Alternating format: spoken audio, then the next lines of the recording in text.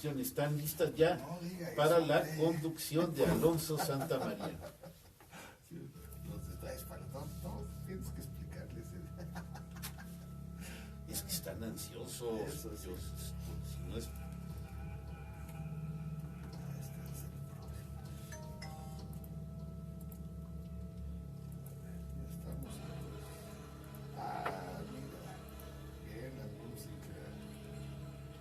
Todo lo está eligiendo Carlos, ¿eh? No, buenísima la música. Creo que ya debemos estar al aire, chicas, ¿no? Sí, tiene total libertad. Todavía no, ¿eh? Seguro, porque seguro. ya puse el de Chandala, ¿no? Ay, ¿a poco está el que...? Todavía no. No me digas eso. Y luego aquí...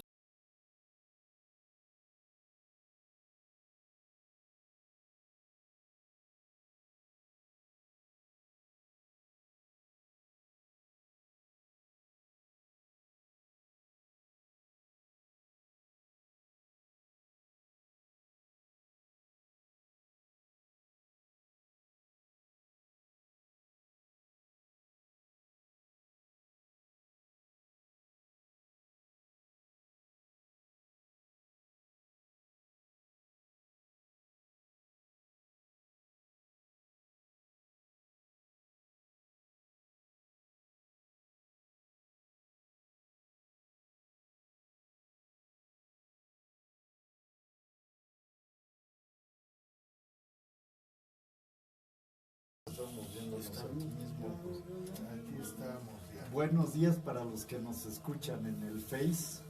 Que ya estamos sí. aquí. Oh, yo todavía no veo nada. Pues aquí ya nos estamos Aquí moviendo estamos, ya. sí. Ya estamos, nos van a Sí, estar ya, escuchando. Ya me apareció. Ya. Y ahora sí.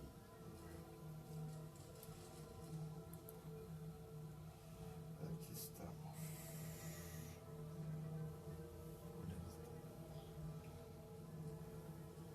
Y al Vamos a parecer hacer unos el barco está un pruebas poquito... de voz, A ver, pruebas de voz. de Vamos. repente empieza abajo y luego Sí, oye, está un poquito inclinado el barco. Sí. Lo voy a enderezar, espérame. Sí, ahorita. Caray. A ver, está...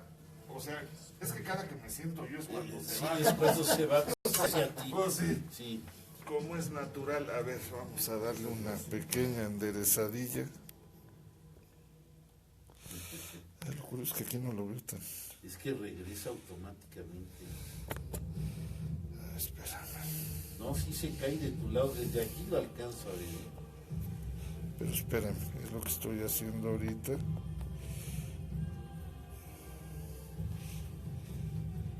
Ahí ya sí que no me voy a marear. Sí, oye. Aquí a ojos de buen cubero se puede ver. Lo que pasa es que apenas... No, pues no me he parado. Según yo. Y aquí. Bueno, pues vamos a ver. Aquí. Es que está detenido. Qué raro. ¿Ya estoy?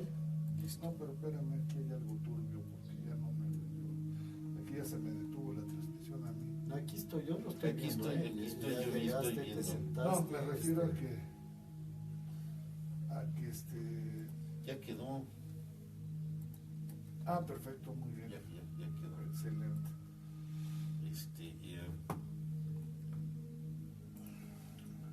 Cuando gusten, ¿eh?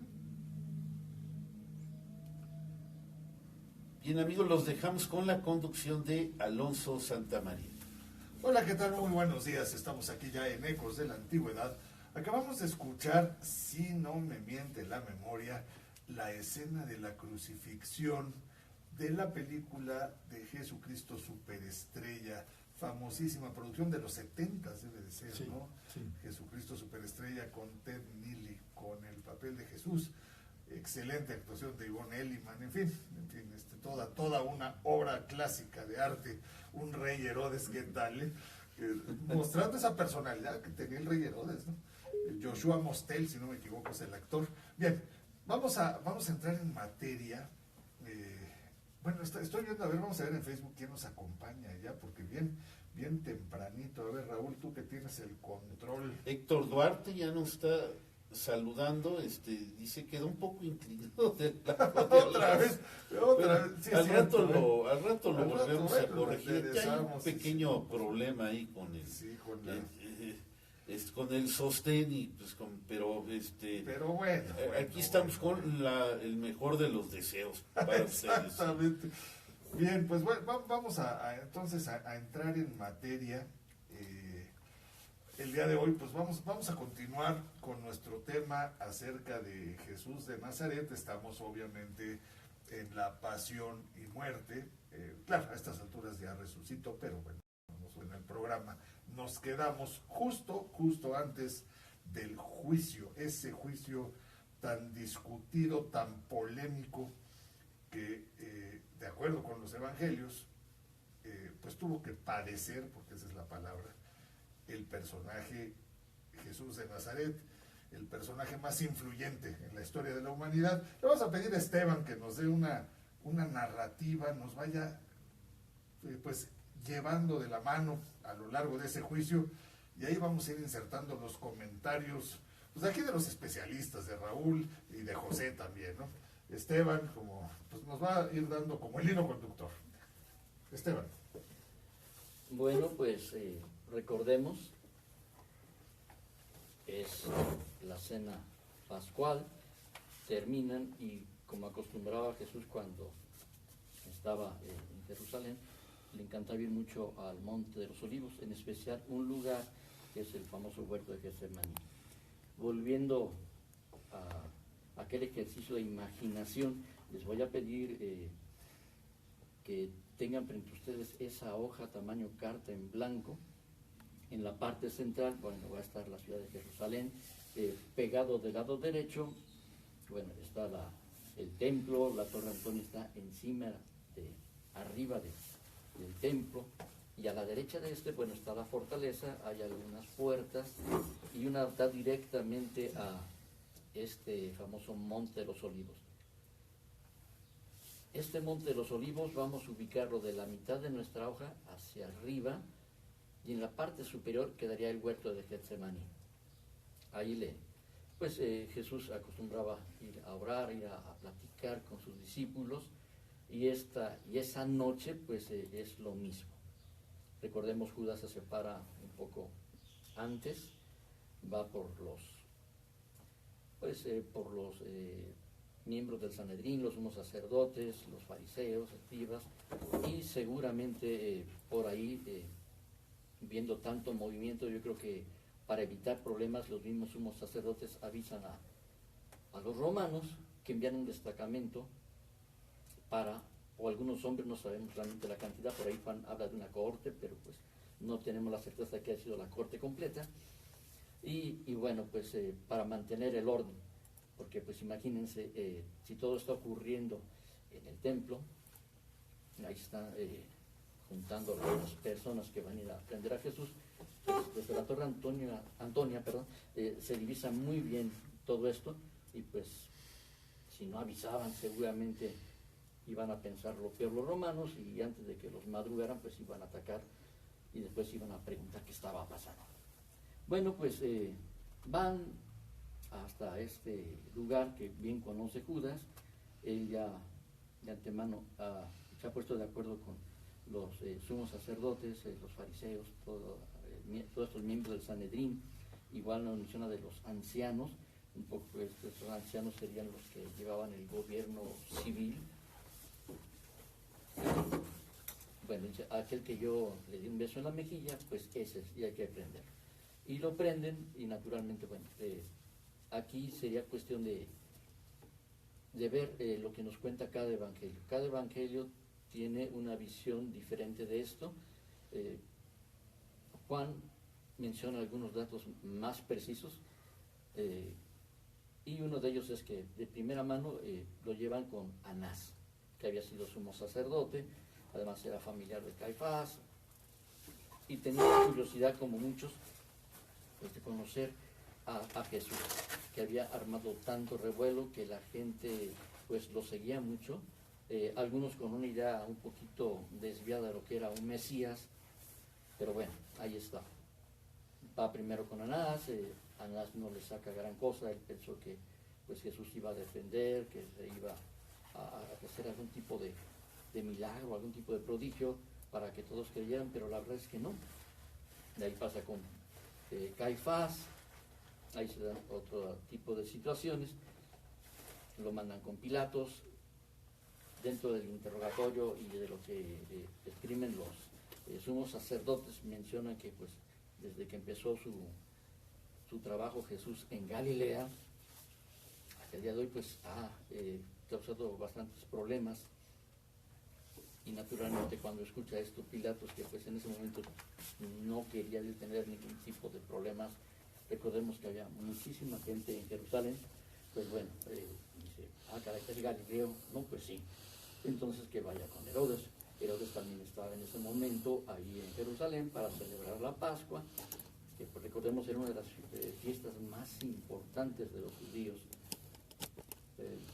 Herodes pues feliz por esto, porque también se le hace conocer a Jesús, había escuchado muchas cosas acerca de él, pero Jesús igual es parco en sus respuestas, no dice más allá de lo necesario, lo vuelven a regresar con Pilatos, y bueno, Pilatos ya no sabe qué hacer, no encuentra realmente en los interrogatorios que le hace a Jesús, pues no encuentra realmente algo para que justifique la muerte de él. Entonces lo más que hace Pilatos es azotarlo, castigarlo, pero los seguidores de los sumos sacerdotes, pues ya instigados sobre todo por estos, pues le arman un gran alboroto a Pilatos, que pues ya entra y sale del pretorio para pues interrogar a Jesús.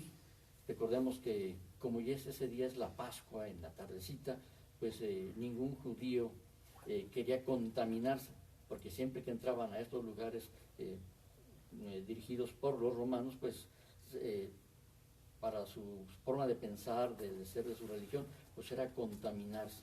Y como iban a celebrar la fiesta más importante, o una de las más importantes, pues contaminados. Entonces, bueno, se da una entrada y salida de Pilatos, por ahí nos hablan de que la misma esposa de Pilatos le envía un mensaje y le dice, oye, no te metas con este hombre, porque he tenido una noche muy mala, he tenido muchas pesadillas, y realmente es un hombre justo. Pilatos pues lo sabe que los sumos sacerdotes, los miembros del Sanedrín, o la gran mayoría de ellos, porque algunos eran seguidores de Jesús a escondidas de sus demás compañeros, pues desean en un momento dado que eliminar a Jesús, y sabe Pilatos que es la envidia lo que mueve a estos hombres a hacer esto. Finalmente, pues lo se comentaba la semana pasada, hace algo muy simbólico, manda a pedir una palangana con agua, se lava las manos y dice, bueno, yo les entrego a este hombre que a mi vista es justo, y su sangre, no va a caer sobre mí. Pero a ver, Esteban, bien, fíjate, esa narrativa, pues es la que en general todos conocemos. Esto hay que también calcular en cuánto tiempo, porque comentaba Raúl la semana pasada que los tiempos son así como muy apretados para que, fíjate, fue al Sanedrín, después fue con Pilato, Pilato lo manda con Herodes, regresa con Pilato, todo eso sucede en un periodo de tiempo muy corto. Y otra situación que vale la pena comentar es que Poncio Pilato tenía fama de ser un hombre duro, un hombre contundente en sus decisiones, y los evangelistas lo muestran así, pues tibio, ¿no? Como sin muchas ganas de entrarle al problema, cuando después fue destituido por lo contrario, ¿no? A lo largo de la historia. Entonces, aquí es donde vale la pena empezar a barajar las distintas teorías desde el punto de vista histórico, por supuesto, que se han venido planteando a lo largo del tiempo. ¿Cómo ven? Bueno, mira, contestando un poco a tu pregunta, las distancias de las que estamos hablando no son tan largas, tal vez el caminar sinuoso de las calles y demás alargue un poquito más, pero en línea recta, por ejemplo, del templo al huerto, son aproximadamente unos 400, 600 metros. Entonces, si te fijas, no, el Sanedrín estaba precisamente, vamos a a pensar otra vez en nuestro ejercicio de imaginación, nuestra hoja. Si el templo es nuestra hoja de manera vertical, en el centro estaría el lugar santísimo. Realmente el templo está rodeado de lo que sería el patio de los gentiles. Hay un patio interior muy pequeño que es el patio de las mujeres, y alrededor de este está un patio exclusivo para los sacerdotes. Y en la parte de abajo de nuestra hoja tendríamos dos edificios. Uno de ellos es el Sanedrín, ahí donde se reúnen todos a realizar sus actividades como consejo religioso. La casa de Caifás, te digo, en línea recta son menos de 400 metros. Puedes ver los mapas en la actualidad que lo marcan muy bien, ver las escalas. ¿Y el Palacio de Herodes, ese dónde queda? Herodes, Más retirado, sí, ¿no? estaba tal vez un poquito más retirado, pero igual, digo, todo está dentro de un rango máximo de 2 kilómetros, no más. Y eso es lo interesante. ¿Qué son 2 kilómetros? Es como venir del centro histórico del Jardín Cené aquí a Radio Universidad. Pero hicieron todos esos traslados prácticamente en un día, ¿no? Aparentemente, o 2 días. Fue en la noche, fue en la noche. madrugada. Sí, fue en la noche. Fue de Recordamos que en la madrugada. noche lo detienen, lo llevan. Se mencionaba, pues el Sanedrín no sesionaba de noche, pero ese día se reúnen todos. Y bueno, esperan a que amanezca muy temprano en la mañana, vuelven a sesionar. Básicamente yo considero que para confirmar lo que ya horas antes habían llegado a una conclusión de que había blasfemado Jesús, se había hecho hijo de Dios, y que eso era lo que molestaba realmente. Esa es la acusación por el lado del Sanedrín. Sí, que es la primera, exactamente. Porque tenemos, pues prácticamente son 2 juicios en realidad, o 2 causas, ¿no? Podríamos, si fuéramos abogados ahora diríamos es que hay 2 causas, o 2 litigios. Raúl, ¿tú qué nos puedes comentar sobre toda esta narrativa? Bueno, lo que se ha estado diciendo es lo que prácticamente todos hemos sabido, lo que se puede ver quizás en una película. Es un relato lineal, con tiempos muy definidos. Desde que comenzamos los programas se habla de domingo, la entrada a Jerusalén, y de ahí van pasando de domingo a viernes un montonal de cosas. Yo ya había hablado de la compresión de los tiempos, y digamos, esto es más o menos lo que se hace en 5 días, o sea, de domingo a viernes. Unción de Jesús por la pecadora, que a veces se suele decir que fue María Magdalena. De ahí viene la entrada a Jerusalén, la irrupción en el templo, quizás un día después. Hay prédicas muy extensas en el templo. Esto ya podría ser de martes a jueves. En el templo debates con varios grupos, como los fariseos, fueron los más famosos. Ahí viene el famoso hecho de la moneda romana, ¿no? Para ver la trampa que le tienden a Jesús, para ver si pagar o no pagar el tributo. La traición de Judas, que también requiere un tiempo para que se esté gestando. Lo que se llama la última cena, donde cambia prácticamente todo el juego de la importancia de lo que era la religión judía, como celebrar la Pascua. Ahora se va a centrar en Jesús, según los datos que se dan ahí en los evangelios. Luego viene el prendimiento en el Monte de los Olivos. Como quiera que haya sido, también toma tiempo. Tenemos un juicio judío de noche, probablemente ante el Sanedrín, totalmente ilegal desde un montón de puntos de vista, con varios testigos que fueron prácticamente asusados para acusar, y lo hacían tan mal que no podían incriminar a Jesús. Luego viene una intervención muy violenta de Caifás para incriminar a Jesús, también muy ilegal. No siguen el procedimiento, según algunos estudios, el proceso que teóricamente sí existía. Además, las acusaciones son de índole religioso. Bien, todo esto lleva tiempo. Luego aparece, cambia, finalmente es acusado de muerte, pero sorpresa, luego se tiene que hacer un juicio romano. Entonces, toda esta serie de cosas. Bueno, luego viene la crucifixión, el recorrido que haya, depende de donde haya sido el juicio, probablemente en la Torre Antonia, al Gólgota. Todos estos hechos que, a mi parecer, se pudieron haber llevado 3 o 4 meses, así, de tanto tiempo, que son muchas cosas, son comprimidos en un relato por primera vez que viene en Marcos, un Marcos que lleva ciertos procesos de redacción, puesto que los primeros escritos sobre la pasión de Jesús sí salen temprano. De hecho, las cartas de Pablo salen muy pronto, por el 40 y tantos, o algo así, a pocos años de que muere Jesús.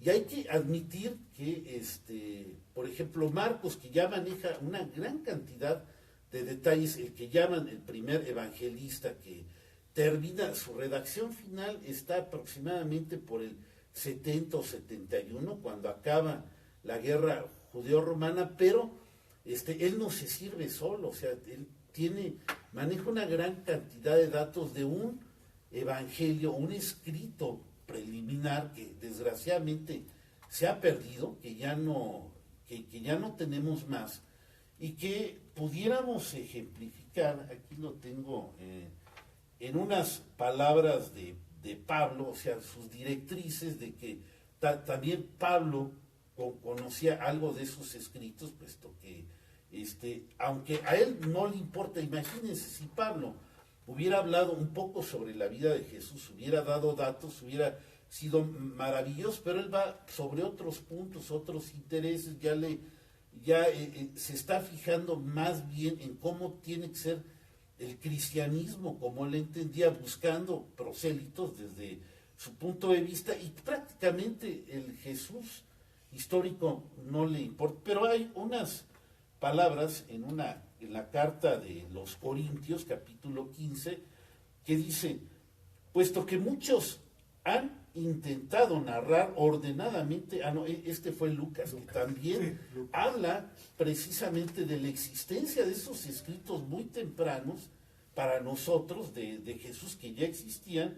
Dice Lucas, puesto que muchos han intentado narrar ordenadamente las cosas que se han verificado entre nosotros. Es el Lucas 1, versículo 1. Y también en el 2 dice algo parecido. Y en Corintios, bueno, a lo que iba, 1 Corintios capítulo 15, versículos del 1 al 3, dice Pablo, digamos, ahí por el año 40 y tantos, no sé, muy temprano, pero habla de que en efecto algo existía, y dice: lo que transmití ante todo lo que yo había recibido, o sea, así dice Pablo, que el Mesías murió por nuestros pecados, como lo anunciaban las Escrituras, que fue sepultado y que resucitó al tercer día, como lo anunciaban las Escrituras, que se apareció a Pedro y más tarde a los 12. Entonces es como un esqueleto de ese escrito que desgraciadamente ya no se puede reconstruir, y que ahí está. José, ¿qué nos comentas? Bueno, miren, sobre esto que se está comentando, yo les decía la semana pasada, y lo vuelvo a recordar, que estamos hablando, los evangelios, de unos documentos de tipo litúrgico, son proclamaciones de fe. O sea, sí es la recopilación de hechos, como dice Lucas al principio de su evangelio, bueno, tratar de meter un orden y narrar una serie de hechos, pero tienen un propósito, ¿no? Proclamar la fe en Jesucristo. La buena nueva. La buena nueva, pero vamos, no son narraciones históricas estrictamente hablando, se basan en hechos, definitivamente, pero con un propósito de fe. Entonces, ¿qué tenemos como historiadores? Vamos a verlo como historiadores. Una fuente primaria de estos hechos que estamos recordando, analizando en este programa, que son 4 evangelistas canónicos, que se llaman, porque son los que reconoce la Iglesia, más otros evangelios que se dicen apócrifos, porque no son reconocidos oficialmente por la Iglesia, y nada más 2 versiones de historiadores. Una es Tácito, ¿verdad? Y el otro es Flavio Josefo, ¿verdad? Con la antigüedad de los judíos, donde se hace mención a la existencia de Jesucristo y que fue procesado y condenado, pero no hay narraciones, no hay detalles, no hay detalles en esos dos libros que pudieran ser históricos. Entonces, ¿cuál es la fuente? Los evangelios. Y otra vez, son escritos basados en que se quiere dar un mensaje de fe. Jesucristo resucitó, ¿verdad? Fue juzgado, condenado, crucificado, muerto y resucitó. Es un testimonio de fe. Y esto, como dicen, bueno, lo queremos poner en hechos históricos y se narran una serie de hechos que, como tú nos dices, parece muy difícil que hayan sucedido en unas pocas horas. Pero si tomamos, que estamos tomando la base de 4 evangelios, de 4, digamos, versiones, de 4 relatos hechos en diferentes tiempos, en diferentes lugares, y que tratan de describir un hecho, y hay inserciones. ¿A qué voy? A lo de Anás, que como dijo Esteban, está nada más en el Evangelio de Juan, si estoy en lo correcto, ¿verdad? También lo de que lo envían con Herodes, hasta donde recuerdo creo que no está en todos los evangelios. Entonces son varios hechos, a 2 comparecencias con Pilatos también, creo que en algunos está una, en otros están 2 comparecencias. Entonces, como que son hechos que son armados en un rompecabezas. O sea, sucedió en 12 horas, 24 horas, o quizás en más tiempo. Otro punto que quiero acotar: nosotros lo vemos en un día, el Viernes Santo. ¿Hay algún lugar donde diga que fue el día viernes? Es en la víspera de la Pascua de los judíos. Es cuando se narra todo esto. Es lo que ubica que es un día. Ahora, ¿por qué es viernes? Pues porque ya litúrgicamente la Iglesia desde principios ya lo compuso, que es en una semana, y que esto es el jueves en la tarde hacia el viernes, ¿verdad? Que el viernes es la víspera de la Pascua de los judíos, porque el sábado es el día de la Pascua, si no estoy mal. Entonces, por eso se acomoda, pero es un acomodo litúrgico para describir unos hechos históricos. Ok, José, pues muchas gracias. Definitivamente. A ver, aguántame, ya estamos al corte. Sí, vamos al corte, regresamos con Esteban, que va a continuar con ese comentario, pero ahorita nos vamos al corte, no sin antes saludar a varias personas que nos acompañan. Mauricio Frutos, amigo de toda la vida. Mau, ¿cómo estás?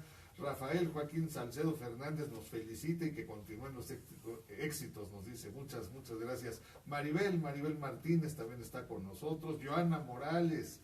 Hoy pues José Mendoza, varias personas ya nos acompañan aquí en el programa. Maribel Martínez, sí, claro. Toño Mendoza, que está por acá abajo.